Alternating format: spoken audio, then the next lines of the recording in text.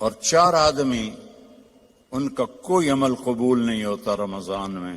ایک ماں باپ کا نافرمان، ایک مستقل شراب پینے والا، شراب کا عادی، ایک رشتہ داروں سے لڑنے والا، ایک کسی کے لیے دل میں نفرت رکھنے والا. یہ 4 محروم ہو جائیں گے، باقی سب کی بخشش ہو جائے گی. شب قدر میں کوئی جاگ رہا ہے یا سو رہا ہے، سب کی بخشش اللہ کر دیتا ہے سوائے 4. ماں باپ کو تنگ کرنے والا، شراب کا مستقل عادی، تو بیچنے والے کا کیا حال ہوگا، رشتہ داروں سے لڑنے والا، دل میں نفرت رکھنے والا. اب آخر میں حدیث یاد آ گیا، آپ نے فرمایا جو یہ چاہے اس کی زندگی لمبی ہو. کون نہیں چاہتا؟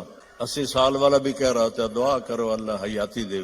پترا کرے اندن بابا بس بھی کر اگاں جا، وہ پھر بھی کہتا ہے دعا کرو اللہ زندگی دے، صحت والی دے. کون نہیں چاہتا؟ جو یہ چاہے اس کی زندگی لمبی ہو اور اس کا رزق بڑھ جائے اور مرنے کے بعد اس کا نام بھی زندہ رہے. ماں باپ کی خدمت کرے اور رشتہ داروں سے اچھا سلوک کرے. یہ وہ ٹپس ہیں جو میں آپ کو اپنے نبی کی زندگی سے نکال کے دے کے جا رہا ہوں. سوشل میڈیا پر سب سے قدیم اور سب سے ریلائبل برانڈ درسقرآن.com